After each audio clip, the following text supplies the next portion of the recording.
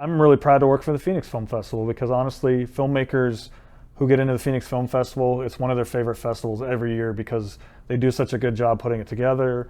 And I really think it's worth the submission fee. I think honestly, if you ask any filmmaker who's been into the Phoenix Film Festival, it's going to be their favorite festival, if not their top 5 across the country.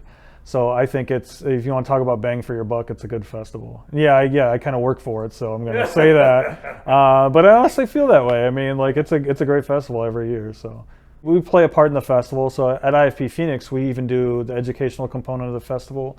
We put on seminars. We have Kids Day and high school outreach programs where we're teaching high schoolers how to make films at the festival.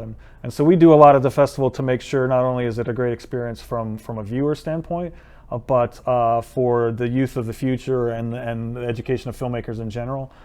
That's where we come in and we say that we want to make this festival even a special part in that way. So if you're a member of IFP Phoenix, you can vote in Independent Spirit Awards, you get screeners and all sorts of fun stuff like that.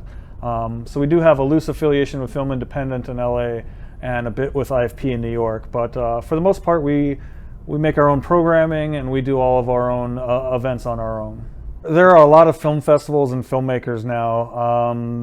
As digital technology has gotten better and better, it's amazing what we now get because filmmakers have an easier time making these amazing films with cheaper and cheaper equipment.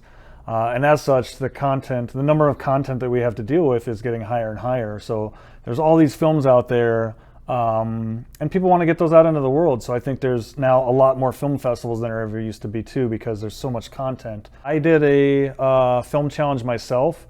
I hadn't done one ever, hadn't directed a film myself in a long time, and kind of wanted to just for fun. I did a 48-hour challenge. And honestly, I took it for granted. So I went into the film challenge thinking, oh, these are 48-hour films, people don't have great equipment, they're just going to be kind of rough little projects, right? So our crew was very small and we just kind of did this sloppy little film, and my skills weren't as good as they had been when I used to make more myself. So we made this little film and I get to the screening of this 48-hour challenge and I'm blown away from the instant I start seeing these projects on the screen. What people are able to do now with the technology has gotten so good that the product on screen is just fantastic. And our little film that we made that time was not. And so seeing it and what people can actually do with the affordable equipment that's coming out is just fascinating. The type of filmmakers we get is actually really varied. So you do have a lot of people that are just doing it as a hobby. Some that are just, have a passion to maybe create once in a while. So they'll just sign up for the film challenges and that's it for them, right? They're just going to make some films, a couple films a year just for fun. But you get a lot of people in the local scene here who really do have a drive to take their craft further. We get a lot of people who maybe aren't doing it professional yet, but they want to get there. They want to make narrative work professionally, or even do some corporate and commercial work professionally. And a lot of those people get their start doing film challenges. The filmmaking industry is actually pretty vast. Beyond doing narrative work, you have corporate work and commercial work, documentaries and stuff like that. Especially in Arizona, narrative work is such a tiny fraction of the paid work here. So a lot of the film challenge teams, they get all their experience on these film challenges, and that's really where they learn to make films. And sometimes they have these aspirations of maybe making narrative dramatic features for money.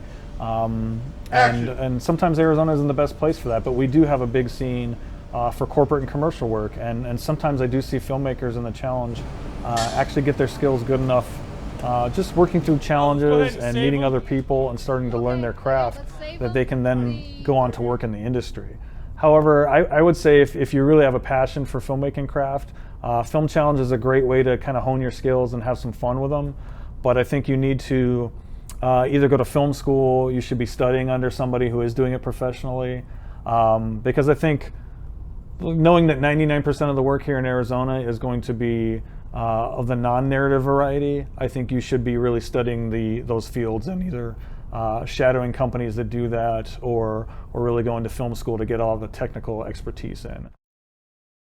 You can watch a YouTube video and learn how to light a scene, or you can watch a YouTube video and learn how to make a time lapse, or create your own slider, or use a slider to make some motion and shots.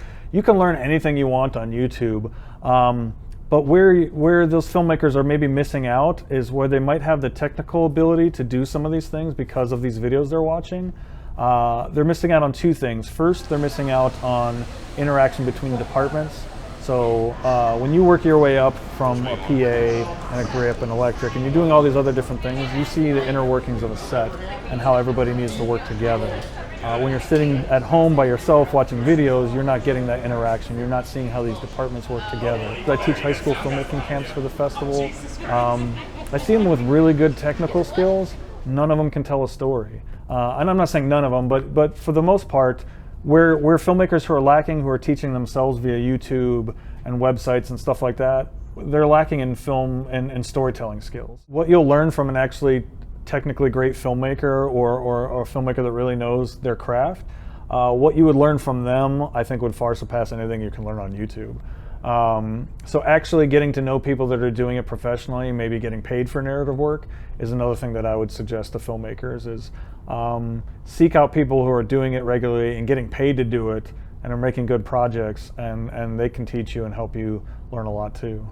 Let's talk about Kids these days, like I don't know if in 10 to 20 years they're going to look at stars the same way we used to, right? Because for the kids that I'm teaching now, when they come up, they're talking about these YouTube channels they like. They're talking about these YouTube curators that they like. So for them, maybe those are their stars, and maybe some of them aren't going to be seeking to make feature films. Some of them are probably going to be seeking to make YouTube content because that's what entertains them now. There are a lot of people that want to make it as filmmakers. It's growing by the day because it's so accessible now, right? The equipment's cheap. You can teach yourself online. So stuff is getting easier and easier to do, and it's always been the stuff of dreams, right? Like, you know, you can make films for Hollywood. That's amazing. It's a magical industry. And I never was interested in a typical day job. So, like I said, back to my generation, I think being told that you can go for your dreams, for me, it took me quite a long time to settle on filmmaking. I started in theater, and I just didn't know what I wanted to do. I knew I didn't want to be a doctor, a lawyer, or a computer programmer. And it wasn't until I picked up a camera and said that this speaks to me. I know how to be creative with this. More people who want to work in this industry because it's kind of a cool industry. It's cool to say I'm a producer or a director or a cinematographer, or even a gaffer or somebody that does lights. Like, that's a cool thing, right? It's still like this industry still has a little bit of cachet behind it in terms of, you know, sex appeal for the name. And honestly, I think one of the other reasons filmmaking is so popular is what do you like to do? You like to work with computers? You can work in films. You like to work with cameras or technical stuff? You can work in films. Oh, you like taking pictures? You can work in films. Do you like science? You can work in films. What do you like? Do you like business? You can be a producer. You can work in films. Filmmaking has, and that was my experience with music too. Filmmaking has every little aspect and every little technical skill you could probably have as a person is wrapped up in filmmaking. So it appeals to so many people because it has so many different facets and sides to it. So I think that's why a lot of people are drawn to it, is because it speaks to the business person in them, or the scientist in them, or the artist in them in different ways. If you're not going to go to film school and if you're going to go to YouTube film school or Vimeo